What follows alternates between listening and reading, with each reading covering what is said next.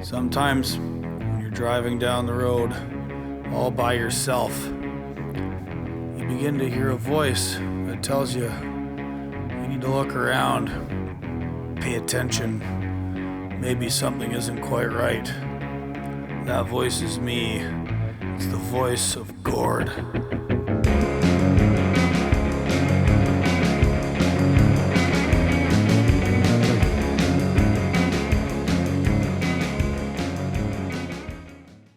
Hey everybody, how's it going? Been a couple of weeks. Gord here again, recording the intro for this show on the morning of Tuesday, November 12th. Last Tuesday was the big show, the big election here in America, where I now live. And former President Trump being granted a pretty major mandate last week. Pretty sweeping victory. Took his party, the Republican Party, took the Senate, Congress, and he won a pretty substantial number of the Electoral College and will be resuming his position in the White House here in January. I don't typically have too much to say about American politics. People get real mad here. I live in a very Democrat-affiliated small town. My in-laws are all Team Blue supporters, so I try and keep that stuff to myself or on my Twitter account if you want to hear my opinions on all that, at Gord McGill on Twitter. I am going to be writing more about trucking policy. I have a couple of articles coming out, probably one on my Substack and then maybe one or two more over at American Compass, regards what the incoming Trump administration could do to improve the lives of truckers, make our supply chains more functional, and just, make our roads safer and make things better for everybody. So I'll have that stuff coming out fairly soon. Head on over to autonomoustruckers.substack.com and subscribe if you haven't already. Not sure that any of that will take podcast form. Maybe it will, maybe it won't. The podcast, as you guys know, has been a little bit slow here the past few months. Summer was very busy. I had a bit of difficult time getting guests lined up. It's actually really hard to try and get people nailed down for time. Everyone's busy working, family commitments, life in general. So please pardon me for not putting out that much here as of late. But I got a few folks lined up. And this next interview at the end of this introduction here, I think you guys are going to quite enjoy with my friend Ryan, fellow trucker I met on Twitter, as have been so many of my previous guests. Ryan and I are of similar minds where it comes to the imposition of really extraneous and unnecessary technology onto trucks and other equipment. And Ryan tells us his story of how he got into trucking, how he spent some time driving school buses, and where our complaints intersect with his journey and how he sort of developed his ideas and how to think about being a trucker and putting your best foot forward while also trying to reject all of this really stupid technology we have to deal with in trucks today. Ryan's a really deeply thoughtful cat, really well spoken, and it was a pleasure talking to him, and I'm very happy to bring you this interview today. And again, my apologies for it being a little bit slow around Voice of Gord Studios. All right. Well, if you want to get a hold of me, I can send email on to Ryan for you or any comments. As always, I'm open to your questions, suggestions, corrections, hate mail, whatever you want to send me. Gordilocks at protonmail.com. That's always listed in the show notes. I'll have Ryan's Twitter in the show notes and a few photos on the Substack that he sent to me. And yeah, let's get to it. Let's, Mr. Squirt McGirt, let's talk about trucking.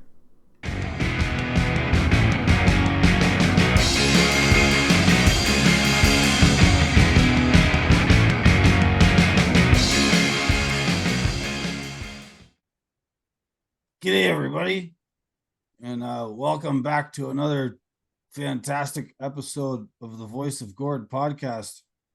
They've been a little sparse here as of late through summer and fall of 2024.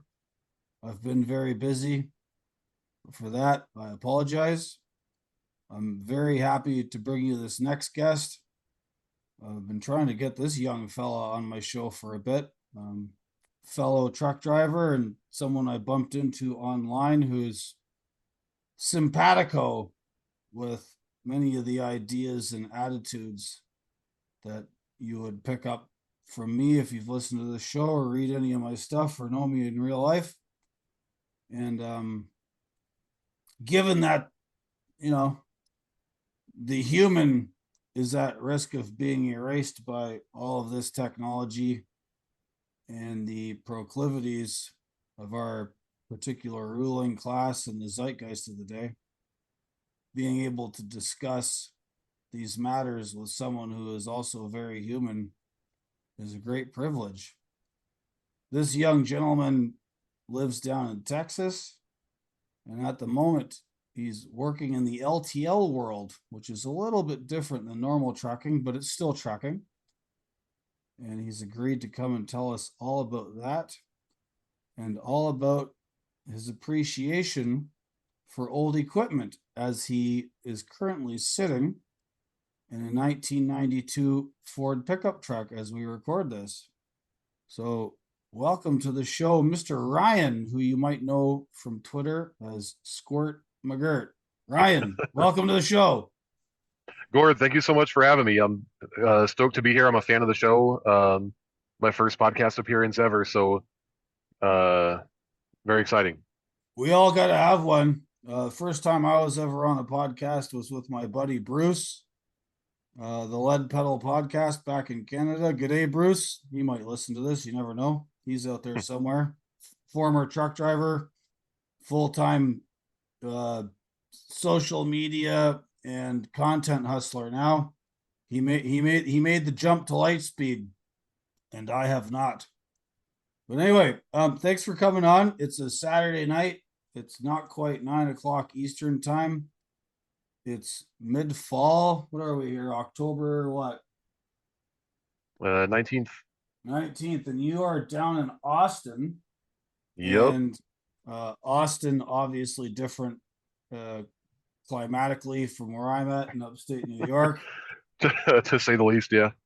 So, We're in the midst of our third summer right now. We've had a couple nice days, but uh, it's a grind every year. I've been in Texas almost 20 years, and it still pisses me off every time. So, where are you from originally, sir? I grew up in Florida, so obviously can't say that much. That's that much better, but um, until I didn't really get out of the South that much until I started trucking. So that kind of opened my eyes to like, oh my God, they have seasons everywhere else. I didn't know that. Right. Yeah, I have a friend here in Ithaca who's an immigrant from Colombia. Good guy. His name is Camilo. He's married to one of my wife's friends and also a brewer. He owns one of the sort of local microbreweries and a pizza joint and good guy.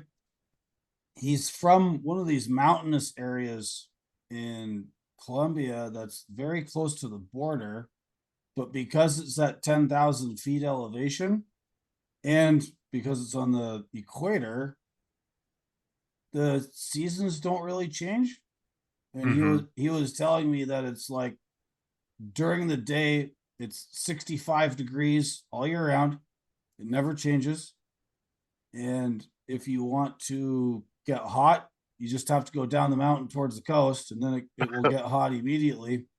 But yeah, where he's from, like it's just constant 65, never changes. That's crazy. Man, that's something I think about sometimes is like one of the privileges we have with this job being obviously neither one of us is on the road anymore, but just uh just being everywhere and getting to experience stuff like that and then like notice things that are completely different from where you're from. And on Twitter I talk a lot about the upper Midwest and upper Michigan, our friend Rust Belt kids, neck of the woods up there. Um, it just seems like an alien planet to me growing up in the South, and it's just so nice to get to experience stuff like that. It makes me miss the road to to think about the mountains and whatnot, you know? Right. Well, that's the one of the reasons we all, or most people that get into trucking is that, the call to adventure and to see something different. If you're a young guy in Florida, hey, if you want to get to Washington or Oregon or Michigan or Saskatchewan and have somebody pay you to do it, trucking's the way to go. Um, that's kind of why I got into it. I don't know. Well, Yeah. my dad and my grandpa and my uncles were all truckers, and I don't know. My personality is predisposed to it. I'm assuming yours is as well. No, I actually don't have any truckers in my family. I kind of, well, shit, I guess we can get into my backstory if you want. Go for it. If Go for it. Let's go.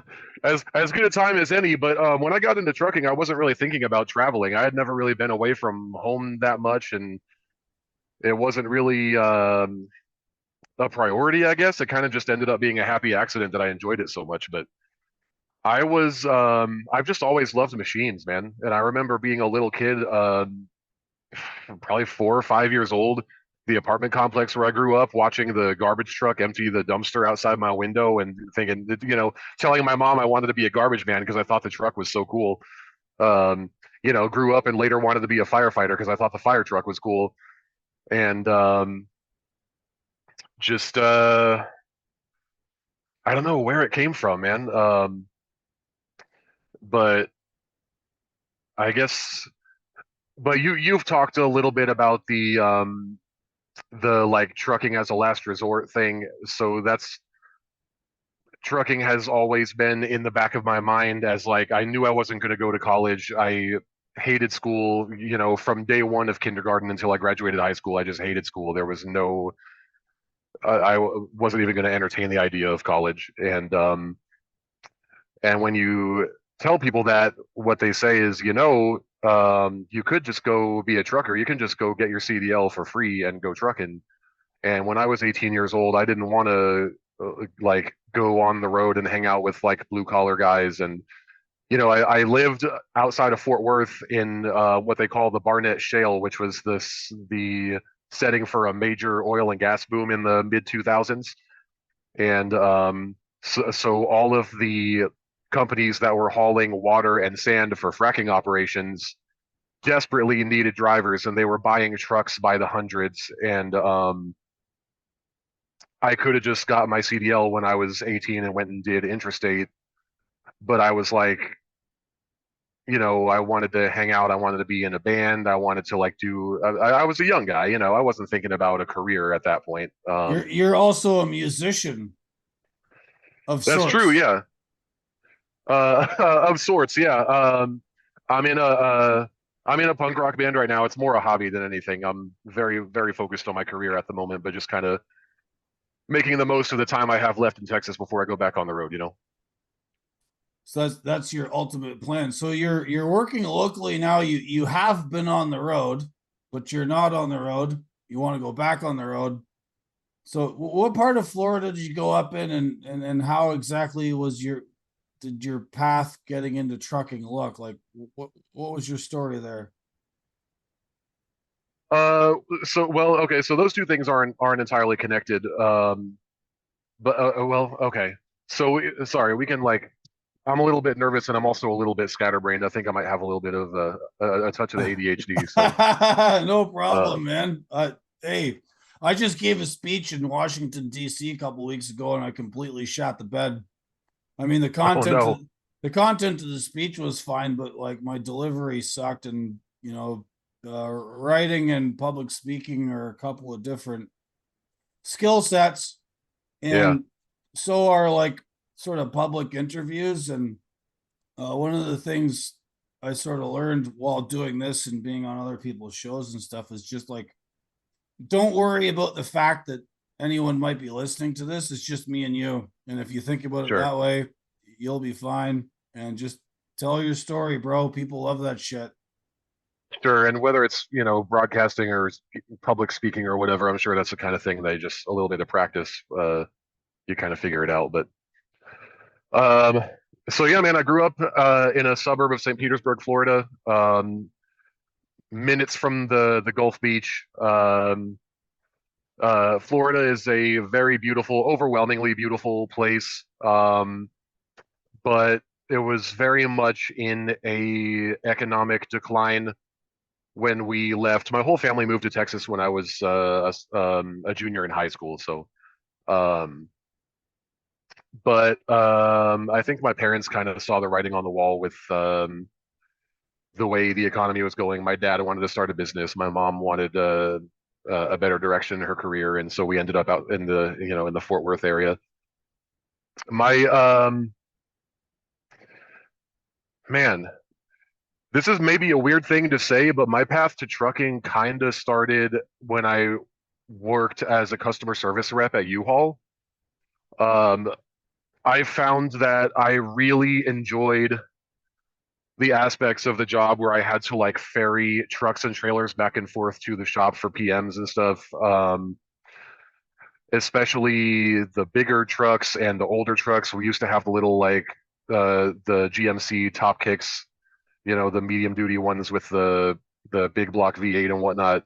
Um, I really enjoyed that time to just like um, kind of, I guess, man, I was worried that you and me talking would devolve into a Matthew Crawford book club, but it definitely recalls the sense from Why We Drive, talking about how the car or the truck is the only place where we're not expected to be doing anything. Right. You're just driving and that's it. Um, and I was good at driving and I enjoyed it. And I remember, so I was ferrying equipment to a U-Haul center about 20 miles away from the one I worked at, and I was sitting behind a school bus that said drivers needed free training and had a phone number on it. And I was like, well, a school bus is about the same size as the biggest U-Haul, and I drive the biggest U-Haul truck without like knocking over telephone poles and stuff. So, you know, maybe maybe there's something to this. And I called the number and I asked, hey, when you say free training, do you have to have a CDL already, or like how does it work? And the lady said, no, we absolutely will train you to get your CDL. It's totally free. You just come work for us. We need people. Obviously, like knowing what I know about the industry now, this is obviously a red flag. But I worked for a company called Durham School Services, which is a UK-based bus company. They're basically the Swift of trucking, of a busing. I mean, and they run a major Class B CDL mill with the same 300% turnover that we talk about in trucking.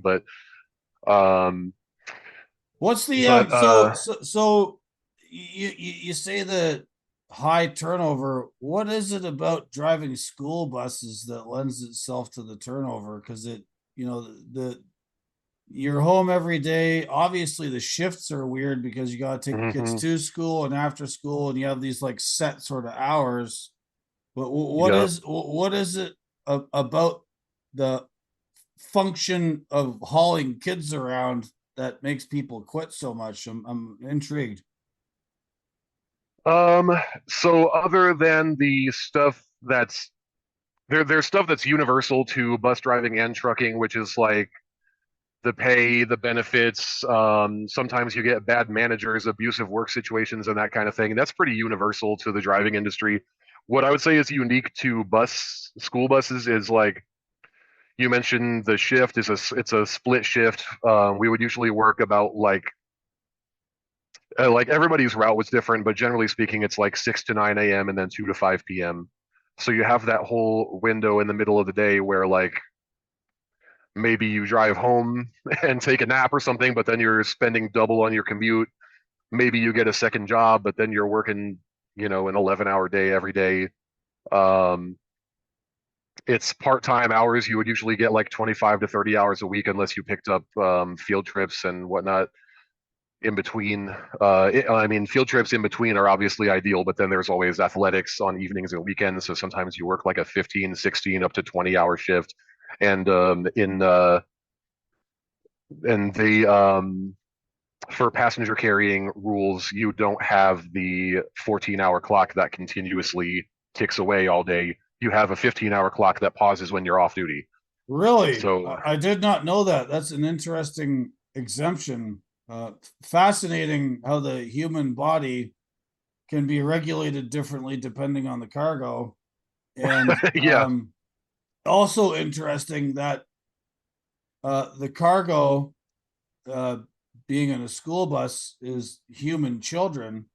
yep. All of a sudden, when you take your break in the middle of the day, it pauses your 14-hour window, but you can still do that, even though that cargo is much more precious than hauling logs or a load of pasta to a Walmart DC or whatever it could hmm be, material. But like, they loosen up the rules if you're hauling kids. That's fascinating. I did not know that. I learned something new this evening, which makes my opinion of the regulatory regime even lower.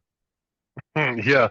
Yeah. We you'll also be delighted then to know that we had 100 air mile exemption from having to log our hours. So it was like as long as your employer keeps an adequate record of your duty time, you don't have to maintain a logbook. And our employer, all they had was our time cards where we punched in and out. So that was our record of duty time.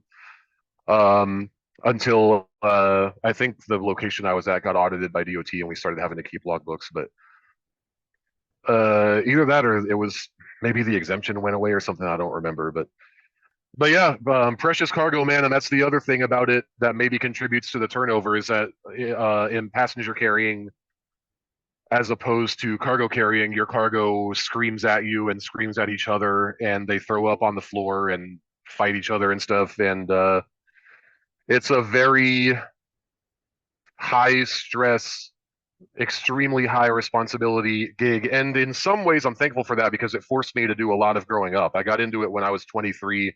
I very much felt like a child when I started school bus driving. I remember my second day on the job, I remember like breaking down and crying in my kitchen because I was like overwhelmed at, I had never been responsible for anything basically up until that point, and it really forced me to get it together in a lot of ways. So, Yeah, no kidding. Yeah, it's a different calculation. Like, one of the things my father taught me, as I was a kid, learning how to drive cars and then eventually into trucks. He said you always have to leave yourself an out. You hmm always have to be thinking about oncoming traffic. If a situation develops, you have to think, how do I get around this? What could happen? You're always having to think ahead to make yourself a better driver so you avoid that. But that thinking ahead and that concern takes on like a new level of import when you've got 30 or 40 kids behind you, because that's all sons and daughters. And nobody wants to hear about a school bus getting whacked or rolling over. that is hmm that is quite a responsibility. And It'll help you refine your. Sorry, I don't mean to interrupt. It'll help you refine your focus skills and tuning out noise skills because you'll find yourself in those situations where you really need to have your attention on the road, and there's some at the same time some chaos will be brewing in the in the cabin, and you kind of have to learn to prioritize these sensory inputs and like get into a safe situation on the road before you address what's going on in the bus. All very very important things to know regardless of what you're hauling. So right, and it's funny. There's a sort of trope about school. I don't want to say there's a trope, but I guess, remember the Simpsons and Otto, the school bus driver, who, hmm like, he had headphones on, much like I'm wearing here, and he's listening to music and he's chilling, and he seems like he's like a little bit of a deadhead, or he likes to smoke left-hand cigarettes or whatever. hmm And he's just chill. He's just cool with everything, right? Like, he's got it. And he seems like that's not to say that you need to be like a stoner or distant or whatever, but that sort of idea that he's just he's not freaked out, but he's also not absent. Like he always talks to the kids and he's paying attention, but like he's maintaining, Hmm. he's not letting it get to him, you know? For sure. And yeah, we had guys like that. That wasn't me because I was like young and hungry and like desperately trying to like get somewhere in my life, So it was very instrumental for me, and I was very serious about it. But we had guys. Well, one of my coworkers was a retired air traffic controller. We had a bunch of former truckers who were just tired of the grind and wanted to be home every day and do the same route every day and not worry about it. And people who were like, I knew people who worked in the school cafeteria. They would drive a bus and then they would go to the cafeteria and make food and then they would drive a bus again to just work a full day. It seems like a great place if you're like retired and just want to chill, but you still want health insurance. We had people who would just work for get a $0 paycheck every week and just get health insurance while they lived off a pension or whatever. Um, so yeah, like there are autos in that business for sure. That aspect of it, I never really enjoyed chilling, and I hated having a set route because it's just so fucking boring after a while. They would give you maps that show where all the stops are and what order you have to hit them. You have the map memorized after probably 2 or 3 days. By the end of the second week, you're hitting the stops within a few seconds of yourself every day, and then after that, it's like I guess I got to learn all the kids' names, and there's just no challenge to it anymore.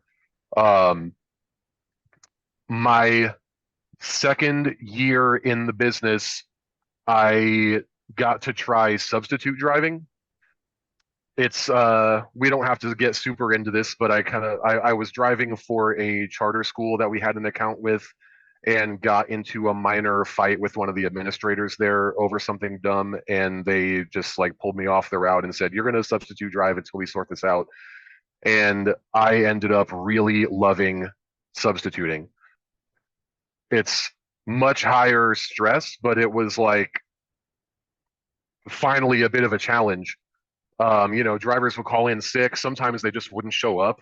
The company I worked for used to be a little more disorganized when I first started. So sometimes the dispatcher wouldn't even notice that a driver had no call, no showed until they started getting phone calls from parents asking where the bus was. So it would be like, holy shit, here's a set of keys, here's a set of maps, go run this route now. And I really enjoyed just getting thrown to the wolves and having to figure it out.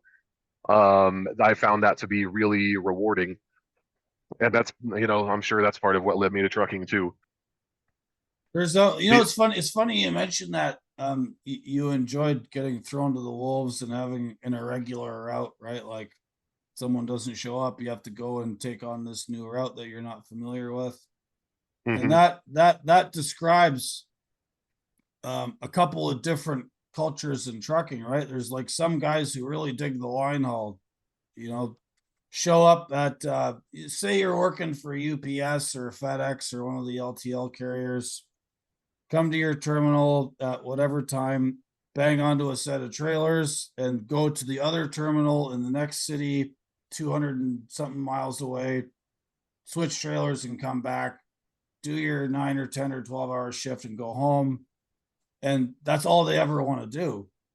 And hmm they're happy with that. And they don't want to do anything else. And if you told them that they had to do a different route that day, they would probably freak out.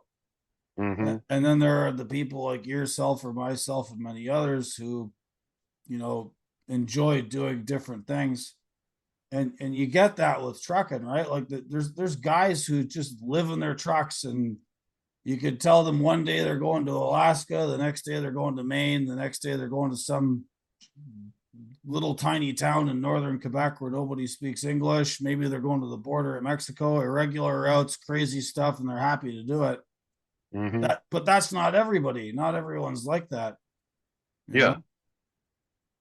And yeah, because exactly. yeah, and because trucking and transportation's pretty diverse, you can have those people work specific. There's types of carriers that have that kind of like weird work that's sort of everywhere, and then there's types of carriers that do the exact same thing, same customer, same dedicated line haul, and then let the home bodies do their thing. Yeah, for sure. So you're working for so you're no longer driving a school bus. Now you live in Correct. Texas. Um, you're working for an LTL carrier, I believe. We Yep. don't we don't have to name them. We can, keep our operational security somewhat tight. Um, Sure. the thing with the LTL stuff is also that, you're doing 20, 30, 40 deliveries and pickups a day all over the show, but it's the same area. Correct. Um, Usually, yeah, most guys have an assigned route. When you're new, you're usually what they call a floater, which is like you just wipe up. You'll do volume runs where maybe you'll have one customer that's getting 20 pallets. They'll just take it off the regular driver and have one of the new guys go do it, or you'll just be batting cleanup basically. But yeah, most of the guys have a route. I have a fairly easy one in the sense that I use a 53-foot trailer without a lift gate. Um, the city drivers with liftgate trailers are the hardest working people in trucking that I know of. Um, I mean, I guess if you were on the road, that would suck a lot more. But liftgate deliveries are a rough gig. So I'm lucky in that regard. I forget where I was going with that. That's all right. No, I've never done the LTL thing. I mean, I have done multiple deliveries. So like I've left Ontario where I used to work and gone to Western Canada with what they call a peddler. So you pedal, you'll have one trailer with like 17, 18, 25 deliveries on it, and you make all of Hmm. those deliveries across the continent. I used to deliver a lot of farm equipment, which I really dug, right? Like I would start in Manitoba, somewhere in the Winnipeg neighborhood, Steinbach or something like that, and then have 5 or 6 deliveries in Manitoba, another, 7, 8, 10, whatever in Saskatchewan, and a bunch more in Alberta, maybe all the way over into BC.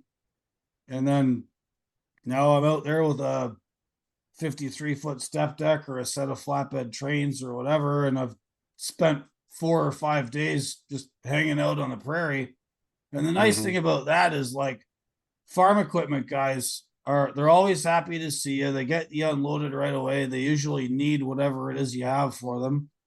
And Yep. they just have a different mentality than distribution centers or factories or whatever it is you have in town, just because they're Yeah. country folk, right? So you make your delivery, they give you a coffee, and oh hey, where are you going next? Oh, here's the directions to that place, and then they'll call the other place for you and say, hey, truck's coming with some more replacement discs or a box of hydraulic hoses or whatever, and you go to the next place and they're waiting for you and they're happy to see you, and you just sort of proceed. um Not too much pressure on that, but like the LTL thing, when you're in town, if you're in a city, there's delivery schedules that are expected. They're building loads. People want to know when they're getting their stuff. I imagine that's somewhat different. Yeah, it's pretty high pressure, pretty fast paced. Um, that kind of thing varies from terminal to terminal and company to company. A lot of the guys I run into around town work at a lot slower pace than I do.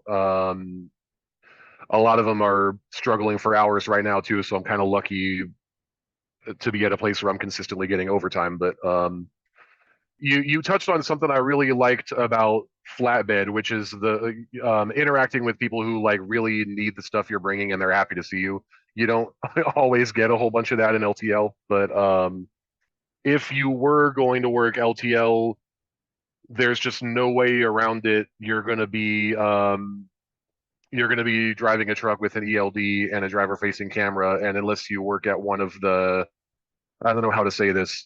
um, there are many adjectives you could use to describe Estes trucking, at least based on what I've heard about them, but they're the only ones I see around town that have pre DPF trucks driving around rowing gears with a 10 speed. So I know that their equipment is worse than what I'm driving and that they're getting paid less than me, but I see them shifting gears in like a T660 and I'm like, oh man, maybe I should have worked there. Yeah, well, Um, so describe the LTL market because I don't know very much about it, right? Like I understand a few basic things about it. Like they run on the hub and spoke model. They all have yeah, terminals. You spend all their drivers mostly spend all day making deliveries, picking stuff up. You bring the stuff back to the terminal. You consolidate loads to go to the next hub, next city correct. over, and that's the last major portion of the trucking industry that's still unionized. Trucking industry in general is only sort of 5 to 7% tops unionized, and it's almost all in the LTL sector. And like I say, I don't know tons about it, but like feel free, spell it off, tell us about it, because there's a lot of like there's a lot of guys that listen to my show that are long haul. I was long haul and OTR, and I've always done specialized stuff, but I don't know anything about LTL.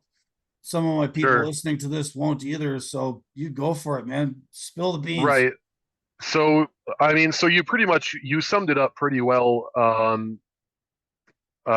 Just the basic idea of how it works. But for your listeners that don't know, as an LTL city driver, I do basically the same thing that your UPS or Amazon driver does, except I'm doing it with freight in a tractor trailer instead of with packages in a van. And the way it works is, let's say you live in Dallas and you have a pallet of freight that needs to go to Houston. That's, I don't know, like 200-ish miles. I forget, two or 300. Um, if you and say this is something that's too big to be a package. So like UPS isn't going to take your like 500-pound roll of seamless gutter material or whatever. Just it doesn't matter what it is, but if you so UPS won't take it, the mail won't take it. It has to go on a truck. If you're going to hire a truckload to take that to Houston, it's going to be a short haul. You're going to pay more per mile. So in this market, that's almost not worth talking about. But that would normally be like a say like a $4 a mile load over 200 miles. You're talking about paying $800 just to move one little thing from city to city. Um, so the way the LTL model works is we take all of these customers that have one or two small things that aren't worth booking a full truckload, and we group together all the ones that are going to the same place, and the customer saves money because they're not paying for the entire operating cost and profit and whatnot for the carrier and the broker and whoever else. And the carrier makes more money because they're taking all of these, they're taking 40 of these pallets that are all going to the same place essentially and grouping them together on one trailer. So you have the city drivers that pick up and deliver the stuff within a designated territory, and you have the line haul drivers that move trailers from city to city overnight, usually overnight, and on weekends. Some carriers have daytime line haul runs. I don't think mine has any where I'm at. Um, and So that's the appeal of being a city driver versus line haul is if you don't want to work overnight, you can live like a relatively normal human being. I report to work at 8 o'clock every morning, and I usually get off between like 4 and 7, sometimes 8, maybe 9 if my truck breaks down or whatever. Um, so, and you also make decent pay, great benefits. There are several guys at my terminal who have been there for 10, 15 years. It's a great, stable gig where if you're at one of the major carriers, they're not going to be shutting down anytime soon. You're going to have your 401k and everything like secure. So for the guys that are like not chasing the dream of being a trucking cowboy or whatever, and they're just trying to raise a family and chill and be home every day and every weekend, it's perfect. It's a good Um, it's a good job that way, and it has the sort of standard structure of regular hours and benefits package of like any other normal job, but you just happen to be trucking. yeah, exactly. Um, and that's it's been great for me to have that kind of just like a stable place to just like get it together and kind of like figure out what my values are and what direction I want to take with my life and my career. Because I was like reeling in a lot of ways when I got into this last year, and we can go into that a little bit if you want. But Go for it. uh, I realized a couple years ago, I guess, that I wanted to, well, that I needed to be an owner operator. I have to say need to be in this context. And I remember, Can you expand on that need and what drives it? Like, what's the sort of deeper thing driving that need to be an owner operator? sure. All right, so why don't we go back? Let's like zoom back in time a little bit again to school bus driving. And we can, I don't want to get too derailed here, but No, go for it, man. Wide ranging conversation. You say whatever you want. You're my guest here, and you can do and say whatever you like, sir. Go for it. I appreciate that. And I like talking to you about this sort of thing because I know that you and I agree on a lot of the more spiritual aspects of like what this job means to us. And you don't you don't always meet people who share the same perspective. And so let me get into a little bit more of what I mean here.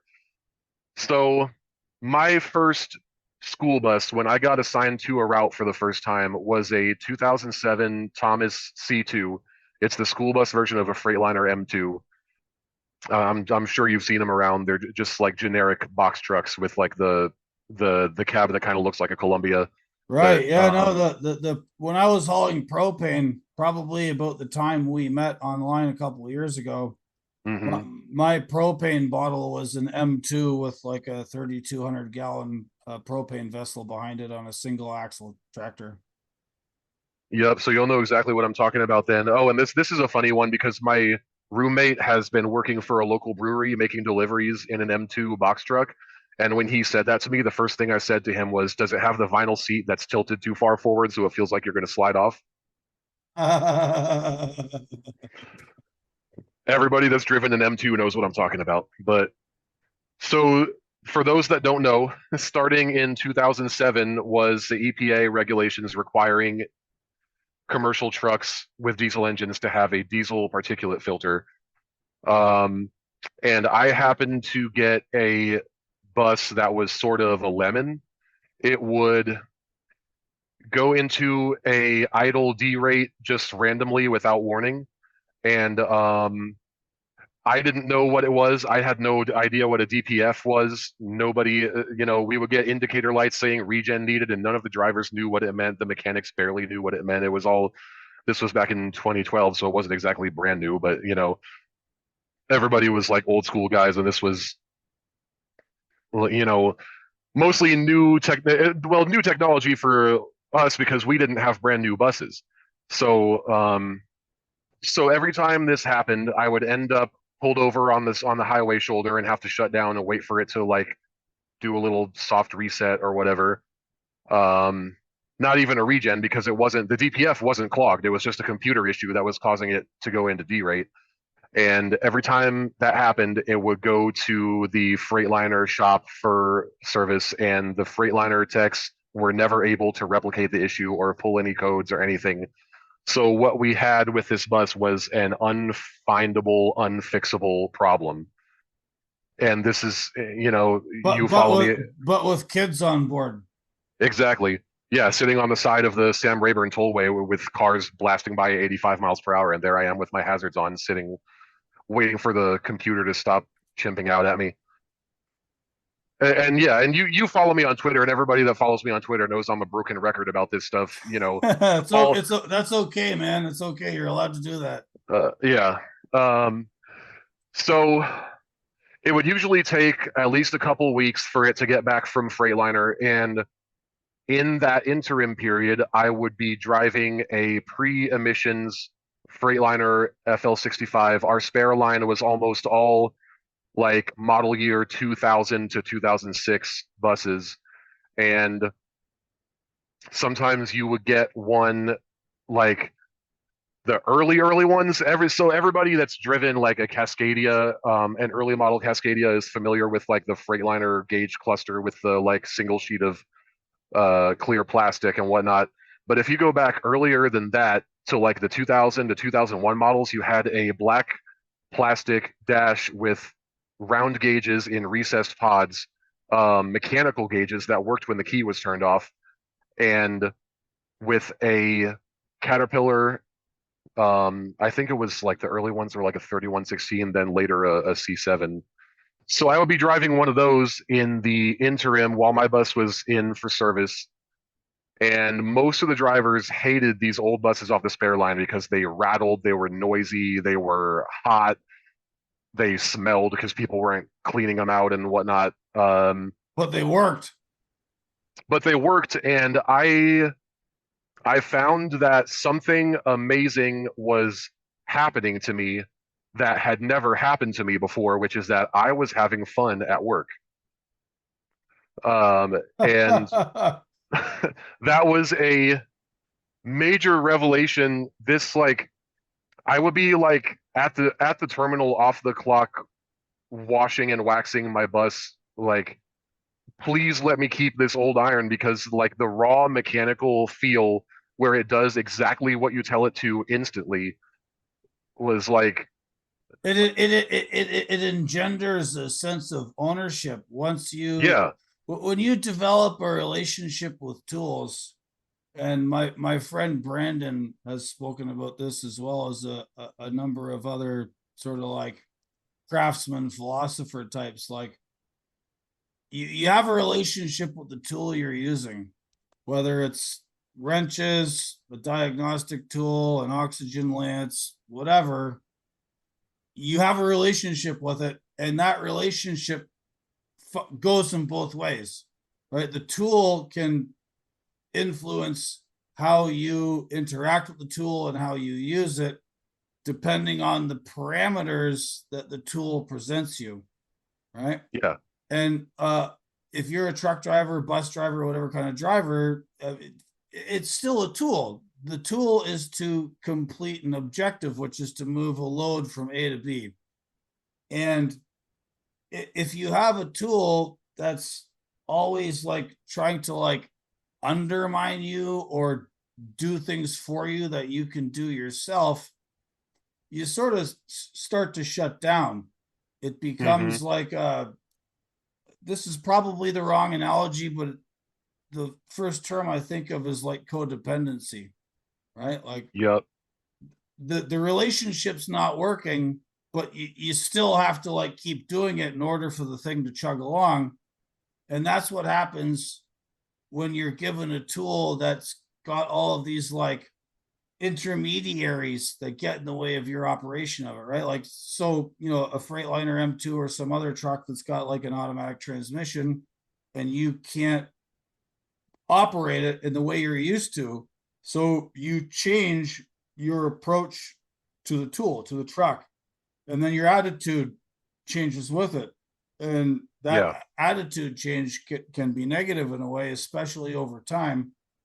And one of the things I carry on about with my criticism of autonomous technology and other technologies that are being put onto us is that a lot of this technology is meant to, the stated purpose of it is to increase safety, so they say.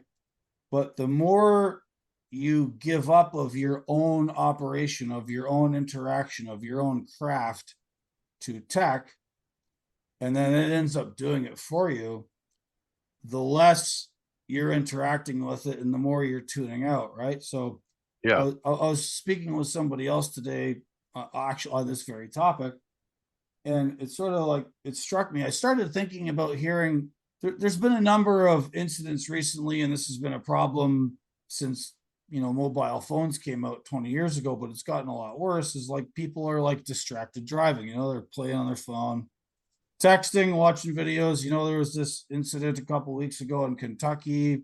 Some dude from Uzbekistan who just showed up in America, God knows when, watching a movie on YouTube, and he hit a tow truck driver in Kentucky and killed the guy.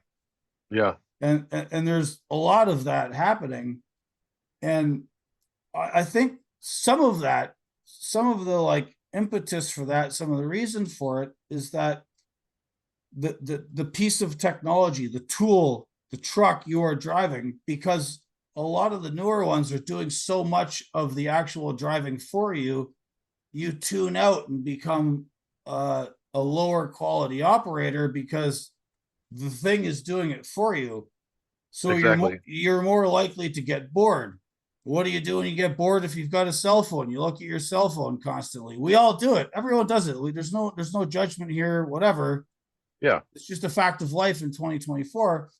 But the relationship between the imposition of all this technology, making you bored, your relief from boredom is the cell phone or whatever, and you're no longer paying attention to the road. You are not actually in control of the tool, and therefore you are a less safe operator. The less safe operation causes more incidents. The people who are in charge of making highways safer, they all pull their hair out thinking, what can we do? So we put more tech. We put in the driver facing cameras. We put in the front collision avoidance. We put in the lane control. And Yep. it's an Ouroboros. It's a sort of self-eating snake that's, the more you do it, the more it happens. And, I'm leaning into the term Luddite these days. Again, my friend Brandon, who's much more well-read than me, he has studied the Luddite movement in early 19th century England. And there's a misconception about what the Luddites were about. They were not against all technology. They were against specific parts of it that Yeah. eliminated their craft, that sublimated what they were doing, right? And I see that in trucking and in other things where they're trying to take away our skill, and Yeah. they think they're improving things, but they're not. Every single time you take away our interaction and our craft and our skill and our attention to the road and to what we're doing, you're making people worse drivers. But you Yeah. can't, they haven't been able to get rid of us yet. There's this autonomous thing that's happening. I've been paying attention. I don't know that it's going to happen right away. It's probably going to happen, but not yet. But in this interregnum, right, this period between now and when the robots take over, they still need us. But the more control and interaction from the job they take away, the more we are like a tuned out robot that's not actually paying attention because we're freaking Yeah. bored, and the technology is doing, the truck's doing the thing itself. You're just sitting there, and that makes you a worse driver. It makes you a less safe driver, right? Yeah, exactly. And that's very much the position I'm in LTL right now. And I don't think LTL city driving will ever be autonomous, no matter how advanced those robots get, because it's it's infinitely fluid. In order for it to be autonomized, we would have to give our customers an insanely degraded customer service experience. We wouldn't be able to put the freight where they want it. We wouldn't be able to like follow specific directions. Their LTL city driving is it's more customer service than driving. Um, but the trade-off is they want you to drive like a robot, and they're going to watch you to make sure you do. So, Right. And um, that's the thing I object to, right? So I reference this lady's book often, Karen Levy, Data yeah, Driven Truckers, Technology, and New Workplace Surveillance. She wrote this. There's a chapter in her book called The Slope, which talks about what you and I are talking about right now. Between now and robots, how do you treat the driver? What's happening in the job? And yeah, this is it. Like I wrote something about this like 7 years ago before I even knew who Karen Levy was, and it's like they're trying to turn us into robots before they get the robots, yeah, and it ain't gonna work. It's just not happening. And as you said, like there's a customer service element to the LTL thing to many markets in trucking. It's not just like, a significant percentage of trucking is, factory to distribution center, DC to DC, whatever. You show up at a huge warehouse with 200 doors. It's all very impersonal. You check in, back into a door. It's yeah, maybe that's the first candidate for you know the autonomous thing. But Yeah.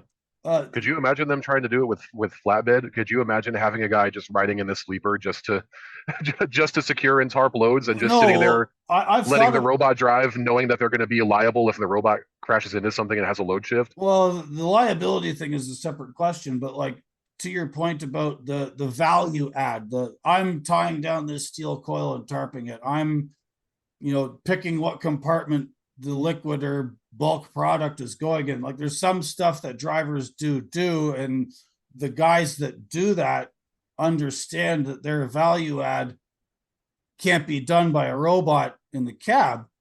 But what I think is going to end up happening is they will have those people on site that know how to Yeah, do that, right? So, like, let's say the robot truck brings the flatbed to the mill.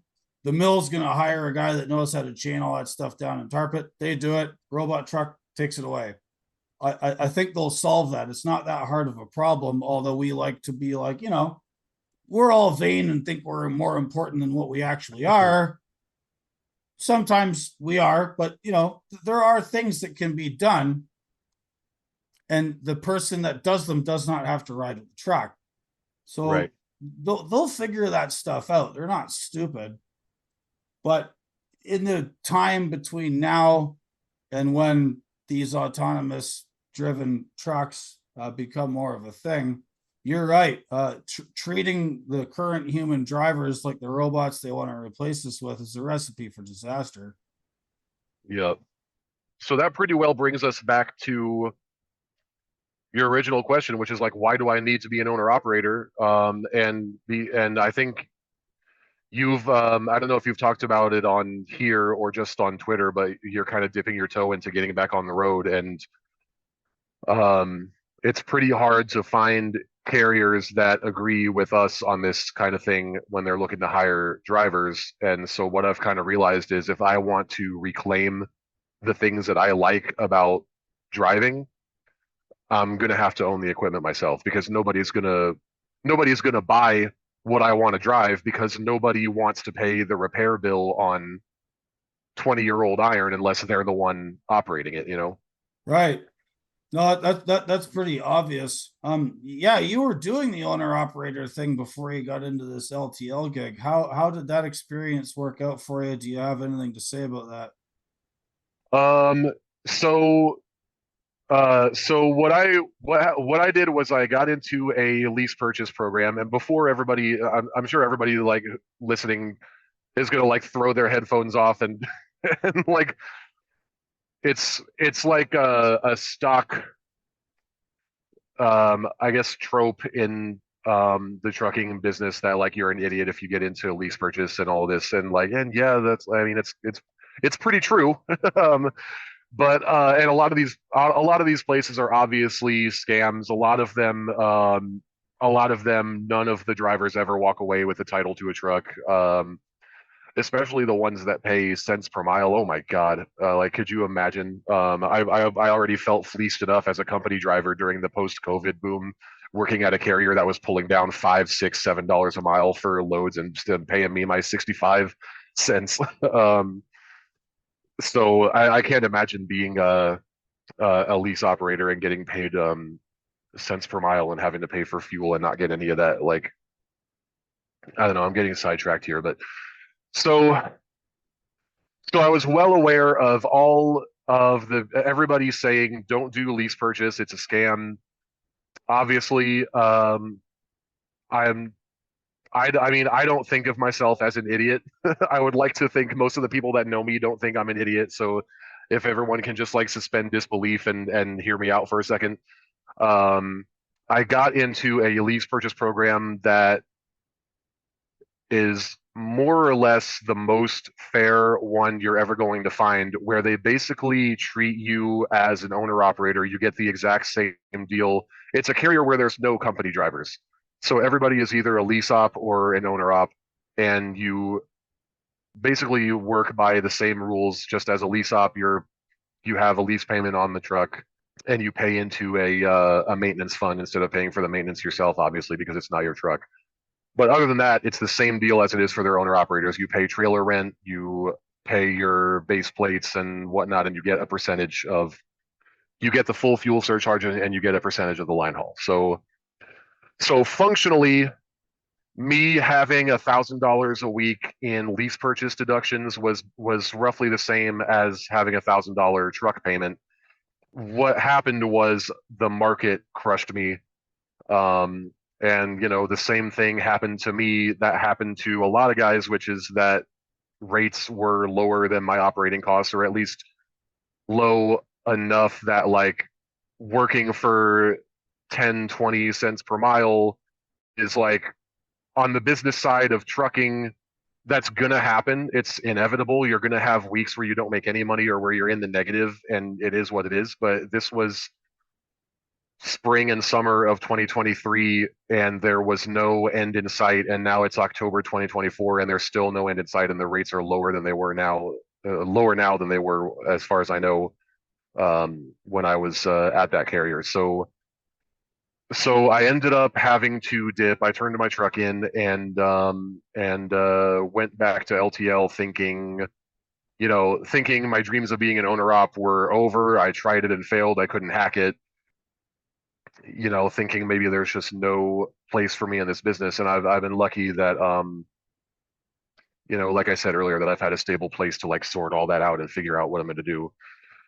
Right. Well, But this problem with people in the position you are in and other lease operators is the sort of lease operator model, regardless of market conditions, is it just like trucking itself, it tends to churn through people, and the success rate is fairly low.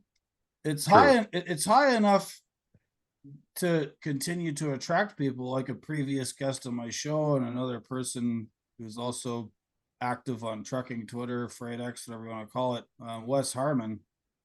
He's a lease op with Prime, and he's doing great, and he loves it. Yeah. He'll sing its highest praises, even though Prime was the target of a pretty significant lawsuit for misclassification for how they were treating people in Wes's position. But like, I'm not here to beat up on Prime or say Wes is the gold standard or whatever. But like, there's something intrinsic to that model that just doesn't work for most people. And a guy I've spoken with and cited his work a lot, Steve Vishelli, like wrote a whole book about it. Like his book, The Big Rig, addressed this question. Like, trucking downstream of the 1980 Motor Carrier Act had pretty significant price pressure and extra competition, and the whole thing kind of went crazy. And in order to make it workable, a lot of carriers just downloaded the cost onto drivers through this lease thing, where they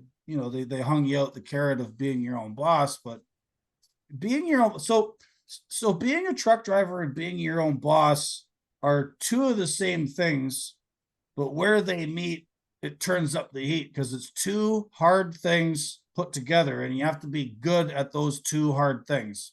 Yep. I always tell people, and one of my buddies in high school is this guy named Ken. Hopefully he listens to this. G'day, Ken. And his dad was a fellow named Barry Etherington, and Barry was an owner operator of a small company in Canada. And I would hang out with Kenny and talk to his dad, and I was into trucking, and he knew the paddocks, and like he knew we're all in the industry, right? And Barry always said to me, trucking's not a job. You have to want to do it. You have to want to get up really early and work super crazy hours and put up with a lot of crap. And if you don't want to do it, if you just look at it as a job, it's not going to work. So take that and then add on to it also running a business. Business acumen is not a skill that's well spread out amongst the population. There's people like Kevin Rutherford who try and teach folks, and hats off to Kevin. And there's people who've done it and been successful and try and teach others, but like, you can lead a horse to water, but you can't make it drink. And again, if you don't have that mentality, that drive, that ethic to take two very hard things, truck driving and business ownership, it's just hard, no amount of like fancy language or marketing or dressing it up is going to make it easier for the people who cannot or don't have it to be successful at these two very hard things. Yeah, for sure. And I'm glad you bring that up because doing my like post mortem of my experience in that lease purchase program, I think I accomplished a lot of what I wanted to, which is I got to dip my toe in the business side of trucking and figure out how it all works and figure out if I have the aptitude for it. And I think I do. I think one of the things I realized, and I got to give a shout out to our friend Chris at Indie Trucker for being not just so you and him have been very valuable resources to me, making yourselves available for me when I have like specific things I need to like ask someone about. And I appreciate you and Chris both for that. But what I want to shout out Chris for in this example is just him being present and posting about what he's doing on Twitter has been really instrumental in like showing that it can still be done even when the market is trash. And I've kind of what I've realized is that the people that are still doing this and like weathering this storm and still being successful in spite of all of it are the ones that um like I guess are like business minded and have that be your own boss skill, but also they have paid off trucks.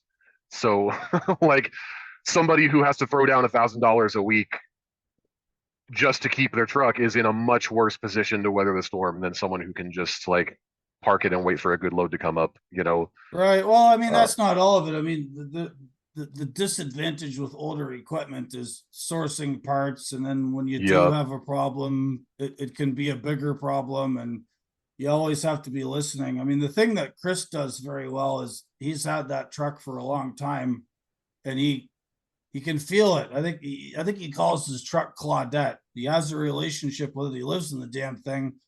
And every little tiny sound that's not in track with his usual daily music, he has to be on it. And if you're not on yeah, it, and if you're not able to diagnose it, if you're not able to figure out what it is, that's also detrimental, right? So like, sure, he's got an older truck and it's paid off, but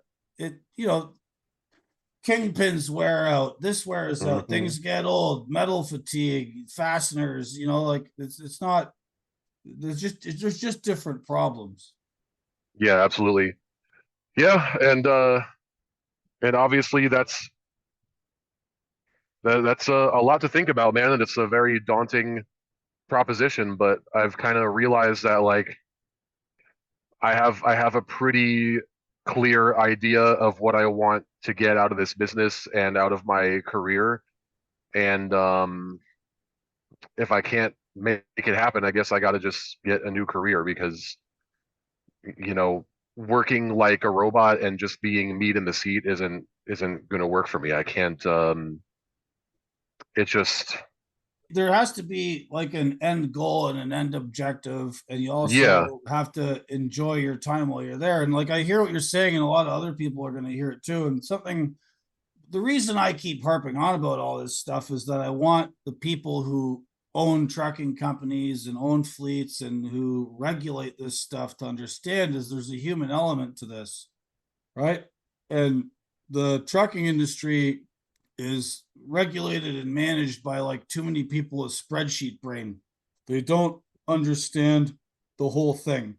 The culture, you have to be a grinder and do those two hard things at once. And there's like a cultural aspect to this.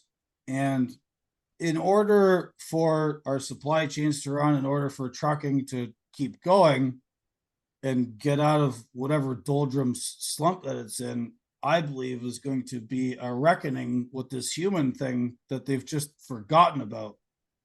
And I see this when I'm talking to people in real life and online where they've just like they've accepted certain things that are not necessary, right? Like everyone just shrugs their shoulders. Well, the government's going to do what it's going to do. Well, they're just going to keep changing the technology. Well, they're going to, there's there's kind of a weird defeatism, and people want to aim for stuff. People have a particular way they want to do it, and unless you allow for that, you're going to narrow the field of candidates.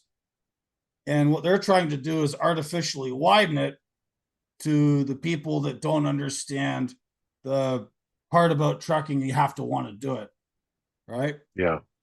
Are one of the reasons the market's so effed up is that it's artificially flooded with people that are not necessarily truckers. Like maybe whatever, they went to truck driving school, they got a CDL, they did the thing.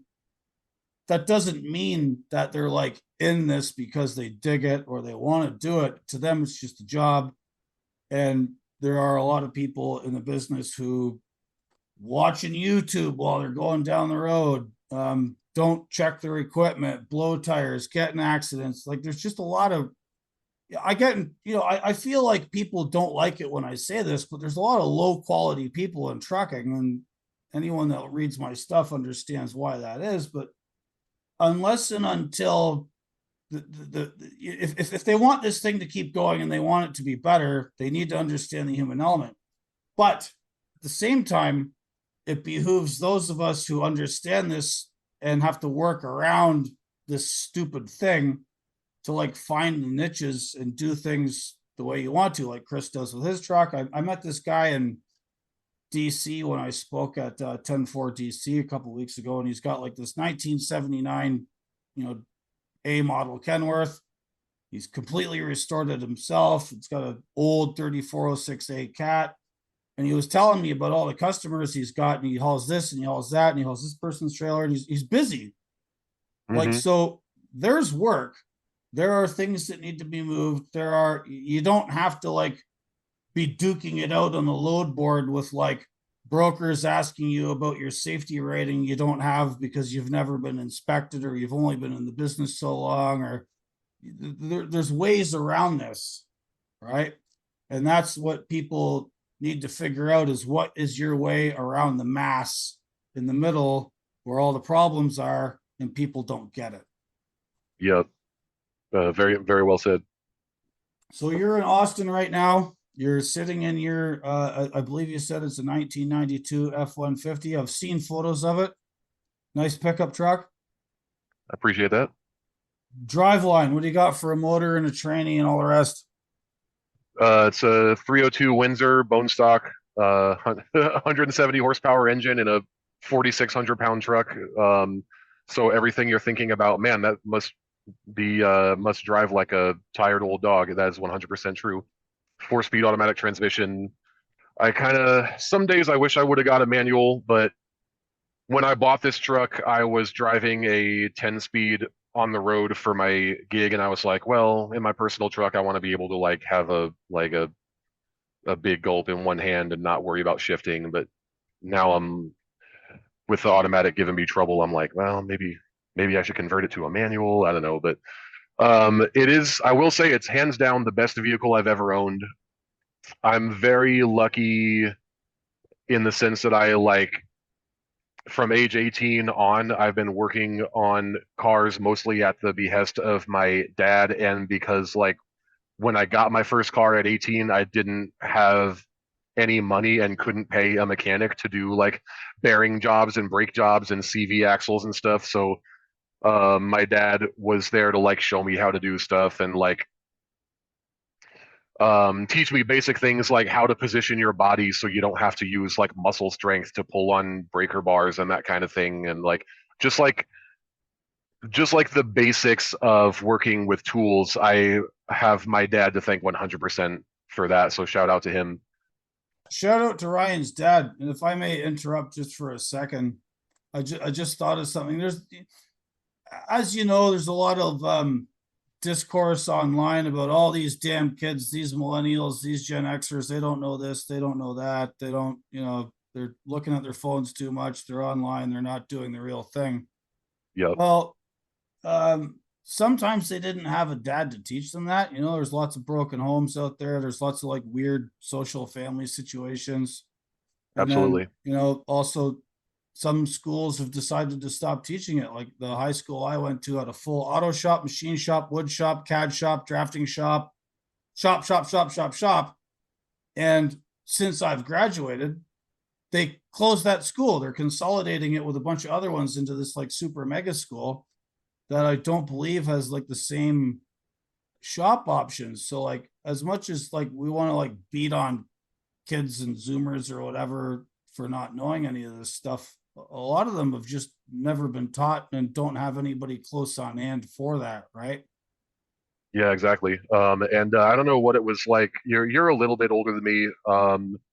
I was class of '07, so people who are around my age will probably this will probably ring true for a lot of them. But the sense was like trade school and shop classes and that sort of thing were like what bad kids did, and it was like they would kind of like shuffle you into those things to keep you out of jail or whatever. And and in some ways maybe it was a little intimidating because like there was a lot of the time it was those kids who were there to stay out of trouble, or it was like kind of roughneck kids whose parents were farmers and welders and stuff who were already immersed in like ag and industry and stuff, and they were just in shop class for the easy A because they already knew all of it. So, maybe going in as like a total newbie who had like couldn't do anything other than play guitar in a punk rock band, like was maybe at the time would have been like insanely daunting, but looking back now I'm like, you're telling me I could have graduated knowing how to weld? Like how different the trajectory of my life would have been. I wouldn't have had to spend all that time working at Taco Bell and whatnot. uh Yeah, no, well, these are legitimate good skills to know. And there was this weird push through the 90s and early 2000s to get everybody into academia or university because of the like, the people knew it back then and they were right to a point that we've like transitioned to this knowledge economy. But the knowledge economy has only got so many positions and it can only do so many things. And you can't just keep focusing on that and not remember material reality and like how things get moved, how things get built. yep. And you need welders, you need electricians, you need tradespeople, you need truckers, you need all this stuff. And they sort of like drop the ball on encouraging that. My parents were divorced. I picked up a lot of the stuff I know kind of later in life. Yeah, my dad and I's relationship was a little bit tortured, but eventually we figured it out. And then I learned from work, like I was going to, I worked for a trucking company when I was like 16. I Hmm. went and helped them at night, chaining and tarping loads. I worked in their body shop, sandblasting old steel. Remember when trailers were made out of steel? Yeah. Yep. I used to do sandblasting before we would repaint them again because back in the day, people would keep equipment for 20 or 30 years. You didn't just like sell it. Hmm. There wasn't this like lease, buy something, run it for 5 years, give it away, get a new one idea. Um, Hmm. that was something nice I really liked about when I worked in New Zealand and Australia. Their timeline on equipment is much different than ours because it's so much more expensive down there. And they invest a lot more money in maintenance, and they spec things heavier duty and they expect it to last. And there's just Yeah. the American trucking industry sort of, it's its own unique weird case compared to the rest of the world. And that's not to say that that's the fault of the business itself. It's also the sort of economic and political environment it operates in. But yeah, knowing how to fix and maintain all these skills are essential. Got to have them. Yeah, And and the point I was trying to get at, shouting out my dad there was all these years of working on cars and acquiring tools and like reading and learning skills and stuff has got me to the point where daily driving a 32-year-old truck isn't daunting to me. If anything happens to it, I can just fix it. It's not a big deal.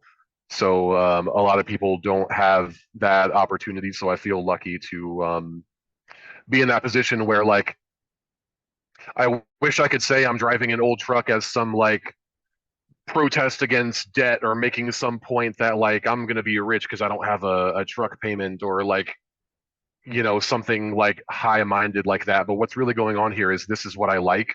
I drive it because I like it, and I'm not like I'm lucky to be in a position where I can do that and nobody's gonna stop me, you know? That's a good enough reason, and I'm in the same boat. Like I drive a 1998 Toyota Tacoma. It's Hmm. 26 years old. It's got 553,000 kilometers on it, which is like 340 something miles. And same thing. Uh, yeah, this is the flip side. When you run older equipment, they develop a personality and they develop an attitude, and Hmm. you sort of have to work with that and then drive it accordingly and maintain it accordingly. And I had to replace an MAF sensor here recently, and I had to do the rear brakes, and I did all that stuff myself. I can't afford a mechanic. You crazy? Yeah. This is another problem with the trucking industry, and as you said, as a lease op or anybody that owns their own gear, shop rates are through the roof. The quality of work you get is down. Parts suck. Parts supply chains suck. You might be waiting for something for forever. And this is something I think the overlords and the people managing society need to get through their heads is like our entire modern existence rides on trucks, Hmm. and the harder you make it for truckers, the more fragile our supply chains are. And we saw that stress test with COVID. The thing that the thing that saves the American and to a lesser extent the Canadian trucking industry from wear and tear and maintenance, all that is ease of credit, which is why so many companies just like lease a truck for 5 years. It's got a maintenance program. When the lease is up, give it away, get a new one. What happens to that old truck? Maybe it gets sold in Costa Rica or Colombia or goes to Africa or something. Another thing that I love to point out to our friends that are all freaked out about global warming or climate change as it relates to trucks is the emission control systems that have been such a pain in the ass to everybody. Yep. As soon as a secondhand American or Canadian truck gets sold overseas, the first thing they do is rip that system off, turn it off, because Yeah. they don't have the DEF distribution networks for it. They don't have the parts. They can't afford them. It's just like there's this term that was coined by this guy named Rob Henderson called luxury beliefs, and that applies to other things. But I think like as regards trucking, it's a sort of luxury belief of being in North America that we can afford all these supposedly environmental saving technologies, even though it costs trucking and drivers and everybody lots of headaches and money. But like the rest of the world can't do that. It's like a luxury to Right. being here, you know? Yeah, and that's something I think about a lot. And there's this really great, really sad irony to it. Um, because if you, so let me, I don't know how, I mean, I can probably guess how your audience leans on this stuff if it's mostly truckers, but um, It don't let matter. me, You can say whatever you want. My audience is a whole bunch of people. It sure, doesn't matter. You say yeah, whatever you like. I'm glad you're not on YouTube because I don't have to worry about getting you demonetized. But so let me play devil's advocate for a second and say that climate change is real. The Earth is getting hotter, and it's being caused by greenhouse gases in the upper atmosphere. I think I think the fact that the climate is getting warmer overall is a pretty indisputable fact, and where what we could kind of argue about is like, is it caused by human activity? I think to some extent, the one thing that's just always been true for the entire history of the climate is that it's always changing. But if we want to play devil's advocate here and say that it is caused by human activity and it is caused by emissions from burning fossil fuels, then there's a lot more to greenhouse gas emissions than just what comes out of a vehicle's tailpipe. There's entire supply chains run by like freight trains and diesel powered ships and steel mills that run off of power generated by coal plants, steel mills that are actually coal fired on site. There's just these massive, unfathomably complex supply chains that go into building and distributing new cars and new trucks. So I don't buy into the idea that we're solving this climate problem by making these things disposable, essentially, by making them so complex and fragile that they can't be, that it's not practical to keep them in use for a long time. Right. Um, You're describing a couple of concepts here. The most basic one being carbon footprint. yeah, What's the total carbon footprint of any one thing, any one object, vehicle, house, otherwise? right, And then another one is embodied energy. What is the embodied energy of every single process and every single piece of material, transportation, processing, manufacturing that went into any one thing? So you've got total carbon footprint, embodied energy. And that's the thing that you have to consider versus any claim to this new technology's supposed efficiency or reduced carbon emissions. right, And people forget that. And, my brother-in-law, who's, he's very clued into this. He's an energy engineer, for lack of a better word. He's not really an engineer.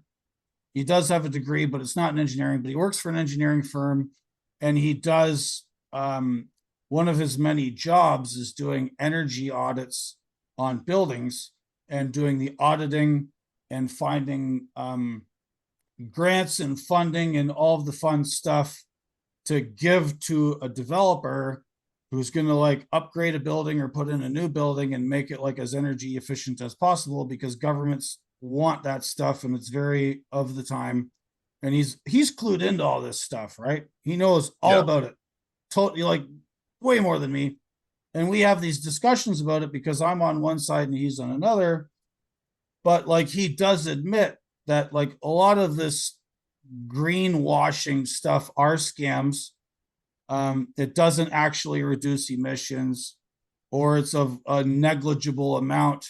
And also that people are very, they don't take into account carbon footprint, embodied energy. There's all these other considerations. He gets it. There are people that do understand this. yeah, Sometimes they still want to push it for whatever reason, but like, you can have conversations with these folks. I guess where I get off the train with some of this stuff is where it interacts with our sort of skill and craft, right? Like yeah, I like it, you can teach a person to be an efficient driver. You can teach a person how to operate any piece of equipment and operate it efficiently and get maximum output for least amount of fuel put in. right, That's a skill that can be taught. But the managers of society, the government, equipment manufacturers, whatever companies, they don't trust people. They don't want to invest in people. They think technology is a better way to do it.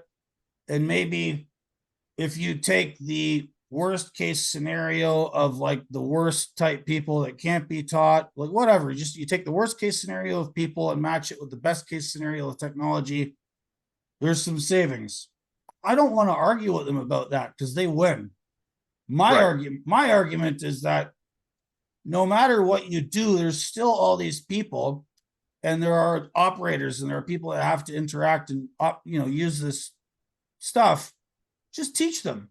Just yeah, stop dehumanizing everybody and thinking that we're all retards, and yeah, show people, teach people how to do stuff properly, and you can get similar levels of savings, and it's better for everyone.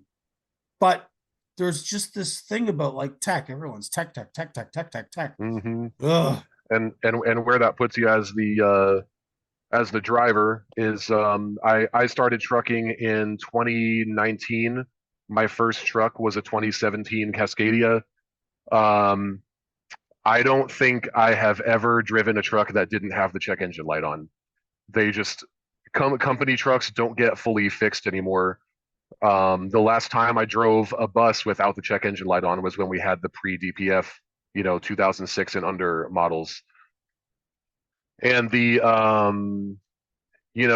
automated transmission that's there to just constantly remind you that you're not in charge. As an LTL city driver, I'm thinking like, okay, I got to make this light before it turns red. I got to make my deliveries on time, make my pickups before the customers close.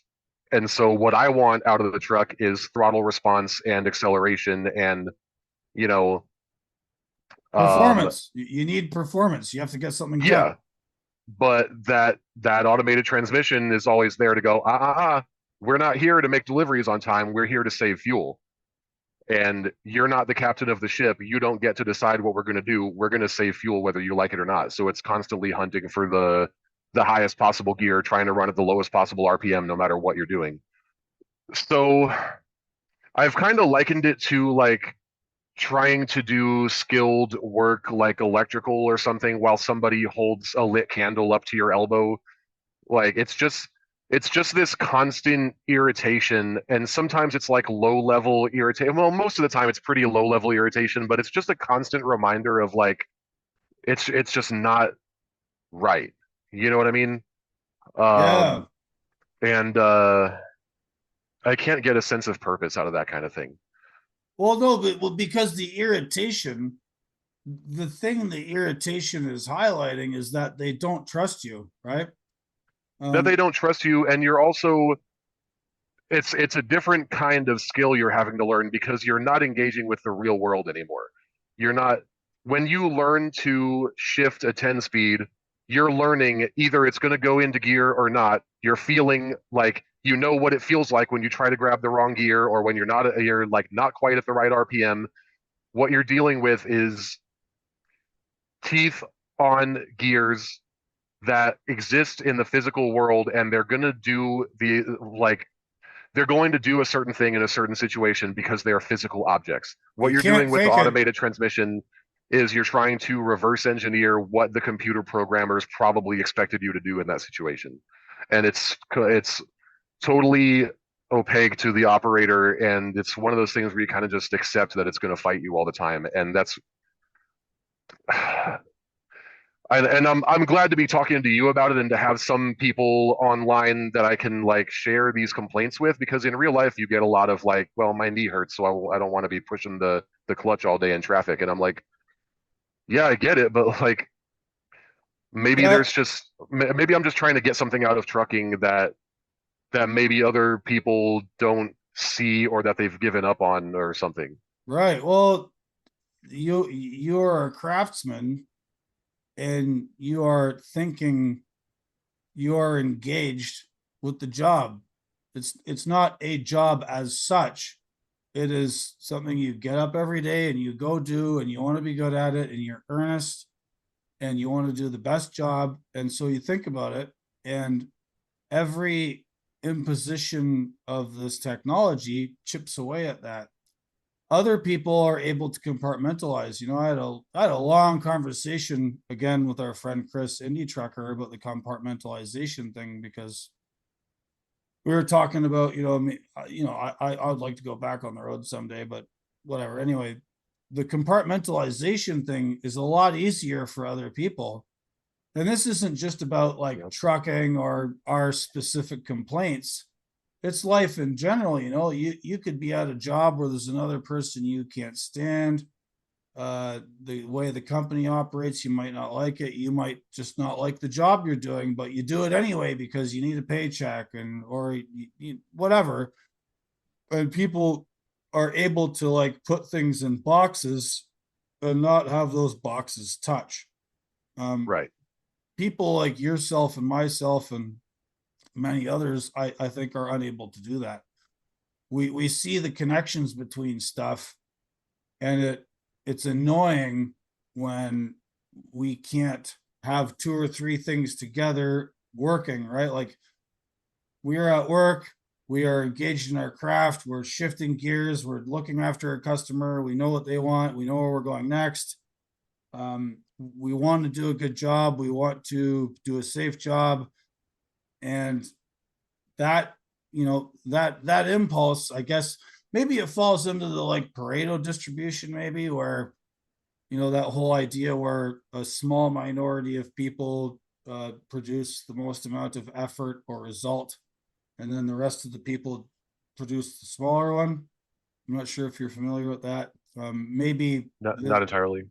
I don't know 100% of the mechanics of it. I only sort of like briefly looked into it, but I think people who are thoughtful, even if they're not like super productive or you know super accomplished, but if like you think about this stuff to a certain level and consider it, like you're part of that end of the Pareto distribution.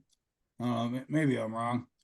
Um, anyway, we're probably nerding out a little bit. I don't want to let people have been listening now for almost what, hour and a half, hour and 40 Oh minutes wow. maybe.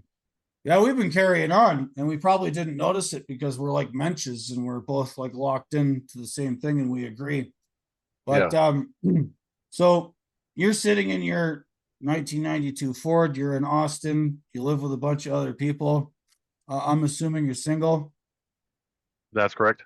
right? And this can be or maybe is or isn't a problem, Uh, mm, or something you'd like to change perhaps. I mean, if you have someone in mind, you can direct them to my to my DMs. But uh, but no, no, I'm very focused on setting myself up for the next move in my career and figuring out my financial freedom and stuff. So it's just not really been a priority for me, and I also kind of enjoying the single life. So I But don't we know. I'm but we are all human and girls are nice. Um That's true. some Big fan of girls. Shout out girls. Love some them. some of them anyways. I don't know, you want to, so you hang out online long enough and dating discourse, male female relations is always a very contentious topic and various sub things going on there. I mean, it's hard for me to get involved in that because I've been married for 13 years. I've got two kids. I'm out of Yeah. all of that. But it's interesting to sort of watch from this distance of like age and experience. But at the same time, I sort of feel bad. I don't want to say bad. Like this sounds condescending.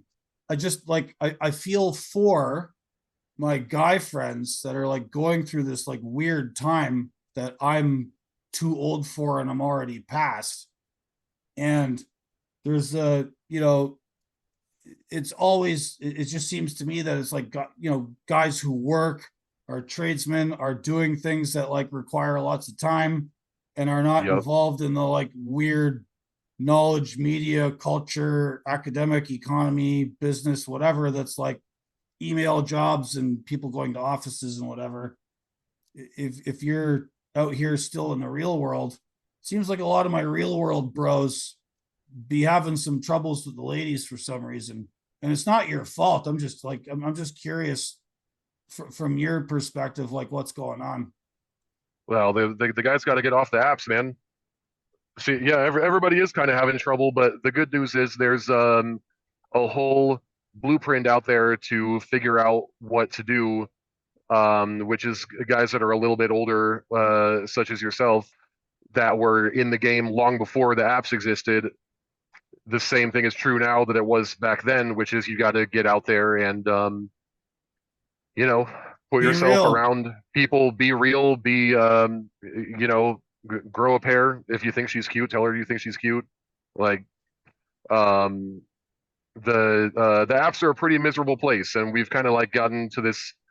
I've never been involved in that. When you say they're miserable, like you don't have to answer if you don't want to, but I'm curious what your experience is with that because I've never used a dating app. I have no idea. um Mainly that they are heavily skewed male. I think they'll anywhere from like like 75% male to some of them maybe as much as like 80 or 90% male. So there's just Lots of lonely and dudes. yeah, and the women are a lot less active on them than the men are. So it's just mathematically, it's just not. They're just there to keep you like buying subscriptions and looking at ads and stuff. So it's just a total waste of time, I think. I will say if you're a trucker, it might be worth it just for the travel mode, just so you can be like chatting with people in your hometown while you're on the road or whatever. But other than that, um, we kind of got this idea that that's the default, that everybody should be on Tinder or Bumble or whatever, and that's how you meet people now. And it's like, well, no, like I don't like it. I don't want to do that. I want to like make connections with people in real life. So Right. Well, that's what we're doing. as the older guy who was never involved, I mean, that stuff was around before I got married. It was just sort of starting, but it hadn't yet totally permeated the culture.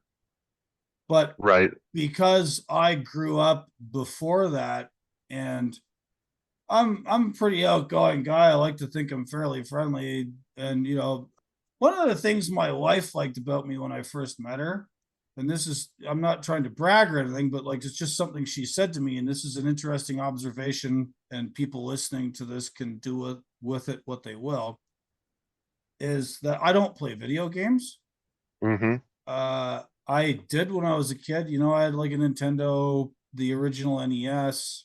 And then when I was 18, because I was trucking and I always had jobs, I bought the original PlayStation when it came out. Right. Simply to play Final Fantasy VII. So it was like a little high school grad gift to myself. So I buy it. I start playing Final Fantasy VII, which I believe was like 3 DVDs. And I didn't even finish the first one because I was thinking to myself in my head, like, okay, so I'm trucking. I was working local. Like I was trucking when I was 18, but it was like, local Southern Ontario. And I was working 50, 60, 70 hours a week. And I didn't have tons of time. And after a little while, I was like, there's girls at the bar and there's like stuff to do outside. Like, why would I sit at home? I'm already sitting in a truck working Yeah. my ass off. Why sit at home? So I ended up selling it. I only had the thing for about 3 months. I sold it to a friend, and I've never touched the damn thing since. And when I first met my wife and we were like talking, we had this like weird long distance relationship for a while. She would tell her friends about me, and they would ask her, like, does he play video games when he's in his truck or when he has downtime? And she's like, no, Gord doesn't do that at all. And I guess that's a big thing now. And her friends were impressed that I did not play video games.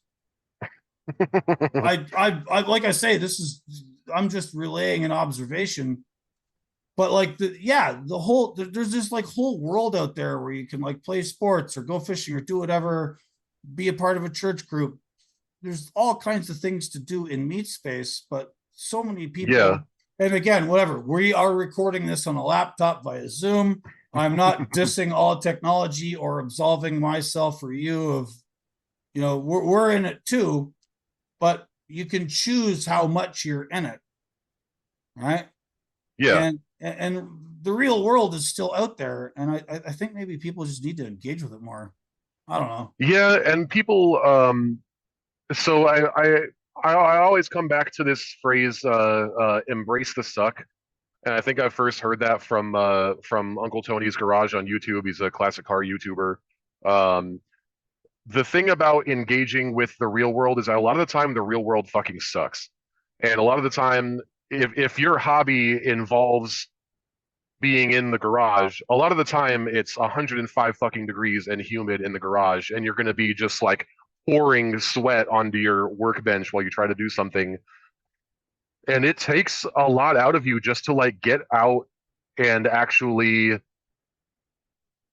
like do something that nobody is forcing you to do it, and it's going to suck to do it, but you have to do it just because it's important to you. And that's what I find, like being a classic car guy myself. Like I understand wanting to be in the air conditioning playing video games because going outside sucks. Like it's just not um I have the things that are important to me. I don't even want to get on a high horse about being a car guy because it's like it's a solitary thing and it's like very much as nerdy as gaming. The amount of time I spend reading and researching, trying to like looking at forum posts from 2001 to try and figure out what my problem is and whatnot. The deep lore, as the kids say. Yeah, exactly. Just this like arcane knowledge that's never going to serve me in any way other than like building this one car. But there is, but it is rewarding in like a very visceral, like spiritual sense, knowing that you're like affecting the real world, and it's interesting that whether they've realized it or not, I think like women kind of instinctually pick up on that. Even if like building a Monte Carlo SS is just as useless as playing video games, there's But it's something about it not. that just But it's not as useless. I disagree with the equivalency. Just because you can drive a Monte Carlo and take it places, and I mean, video games are fun and entertaining, and maybe you play them online with other people, and there's little communities or whatever. But like yeah. in the real world, rebuilding that Monte Carlo involved a whole lot of other skills, a whole lot of hands-on things. Depending on the model, there might be a big back seat, which is advantageous to the dating thing. It's Make, pretty big back seat, but I'm 6'9", so that's not. yeah. Are So I've never been back there. are you 6'9"? I am. Can we talk about that? Is that like a sensitive issue for you, your height? No, we can talk about it. It's not sensitive at all. Right. So I'm only 6 foot. I'm way less than you. I'm fairly standard height. Hmm. There was this guy that used to work with paddocks part time. These guys I worked for in Canada, and my boss used to refer to him as too tall, Hmm. and his name was Justin, and I think he was the same elevation as you. He was like 6'9" or 6'10". He was like some ridiculously tall beanpole, very Yeah. thin, and he was an ambulance driver. He was like an EMT, and when he wasn't, he had these like weird shifts where he would have like 3 or 4 days off, and he would come trucking, and because he was so tall, it was hard for him to fit in like most of the T800s that the paddocks had. And then they had some cab overs and, a few other random trucks. But there was this one, Kenworth used to build this sort of like monocoque cab and bunk combination that was not two separate things. It was all one unit. Yeah. It was Studios. I can't remember the model name. For a truck nerd, I'm actually really deficient in a lot of the like technicalities and names for things, which makes people think I'm a faker, but I don't know. I just don't remember some of it. But anyhow, in this particular Kenworth, You're like Tom Cruise in Days of Thunder, where he's the one stock car driver who's like, I don't fucking know what a wedge adjustment is, okay? Yeah. yeah, maybe. You see that movie? No, I Sorry, have go ahead. not.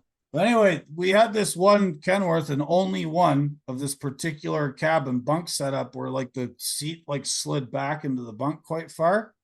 And so he always drove it because it was basically the only truck he fit in. And I'm sort of curious about your experience in the various trucks you've driven, given your lofty elevation. Sometimes it can be an issue in the day cabs I drive for my current gig, but most of the time it's not a big deal.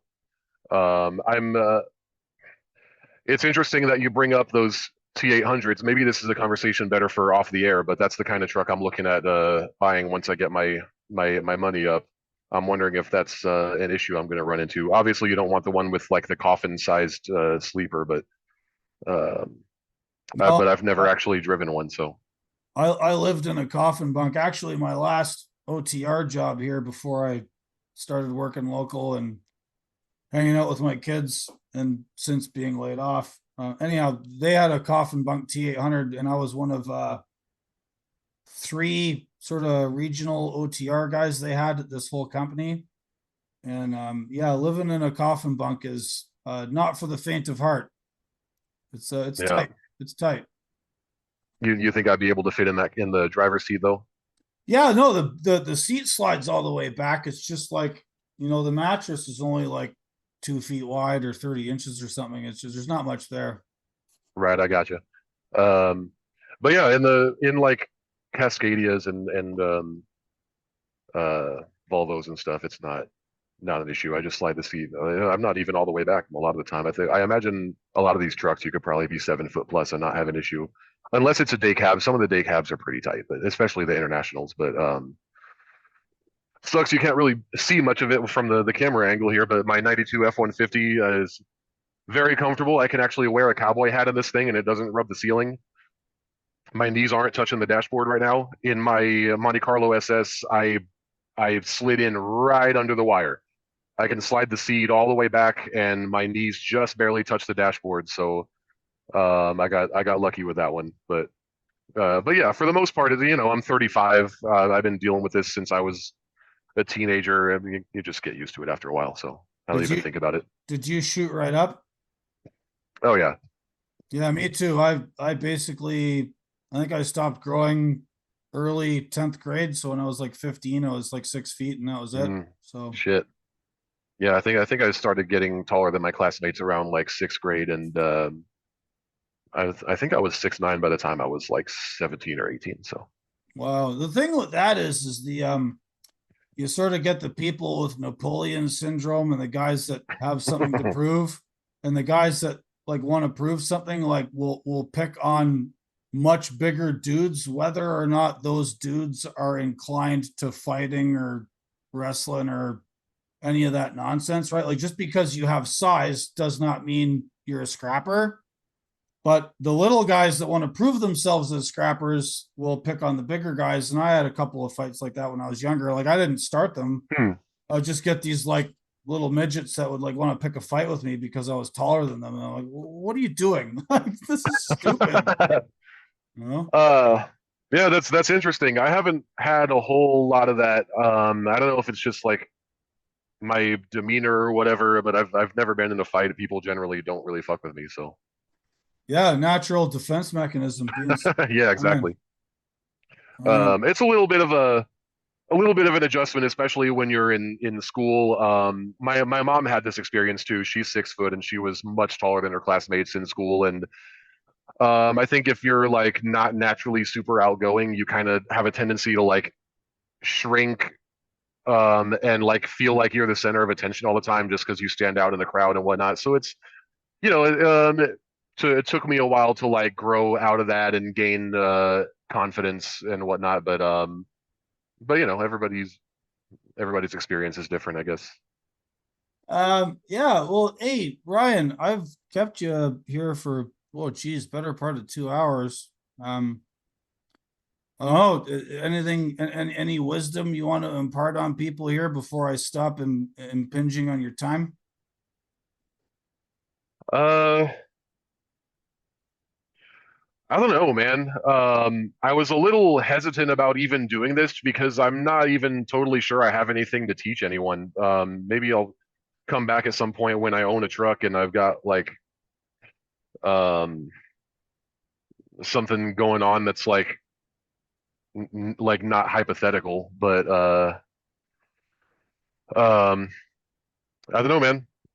Maybe maybe I should ask you if you have any wisdom for me. Oh man, dude. Just keep doing what you're doing.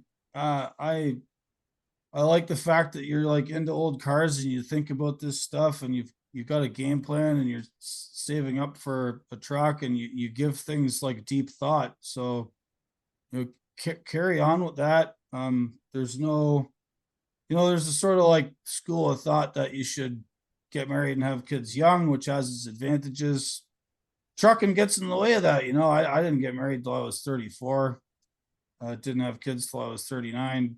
Whatever, I'm behind the ball, but like going out and living and doing the thing and being thoughtful and reflective about it is very useful. And I see you're doing that already, so I don't know what I can add to that. And if anyone's listening to this, don't, if you're really good at something and you're pursuing it and you're working away at whatever, maybe you're single, maybe there's some other aspect of your life that hasn't worked out yet. Give it time, it'll come. Being good at something and being thoughtful and reflective about it kind of produces its own rewards. And Yeah, we need more thoughtful people out there, and more consideration, and resistance to the impositions of the machine in 2024. exactly. You mentioned Luddites earlier, and I remember thinking a few weeks ago that if there was if there was a version of Amish where I could still own an '80s mullet mobile and not have to go to church, then that's what I would be. And I think you hit the nail on the head with that. So An 80s mullet mobile. I'm gonna use that. That's a great term, sir. All right, Mr. Squirt McGirt on Twitter. That's it's such a fucking stupid name. Just here, shout out Letterkenny for that throwaway joke that I stole. But um, yeah, sorry. It just like it was startling to hear someone say it out loud. yeah, many such cases. People ask me about that because I'm from Canada and whether or not I watch it. I think I've seen like half of one episode. I don't care. I don't watch much TV at all. But anyway, that's how people find you on Twitter. And hopefully, who knows, maybe people will see you driving around Austin in a hopeless case to find DEF to make sure you can work the next day. Yep. And yeah, man. I hope maybe you bump into Lombard. He's down in Buda. You guys should go and lift some weights or go for a run or something and yell at the camera about Napoleon. I don't know. Yeah, man. We text from time to time. I still gotta we still gotta make time to actually meet up and hang out. I still haven't actually met him, but we're gonna make it happen eventually. Oh man, he's a maniac. He's exactly in real life like he is online. You gotta meet that guy. He's a ball of energy, man. Hell yeah, he's the best. All right. Well, all right. Well, hey, thanks, Ryan. And everybody out there, way of the road. We'll catch you later. Way to road, man.